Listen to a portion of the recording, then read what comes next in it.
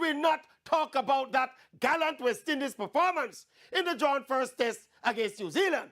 Looking at a 531-run deficit going into that fourth innings with a day and a half to play. If somebody did come and say, Maverick, bet $1 million against the West Indies, batting out, surviving, and enjoying that test match, me would have bet and lose my shirt and my pants. Of course, the big heroes were Centurions, Shea Hope with that big 140, Justin Greaves with an even bigger 202 not out, and of course, veteran fast bowler Kemar Roach, 7 wickets in the match, and then that stubborn sheet anchor innings of 58 not out from 233 deliveries to basically save the match. And look, some people were saying they should have gone for the runs. Please, don't push it. Give thanks for small mercies. Yes, yes, yes.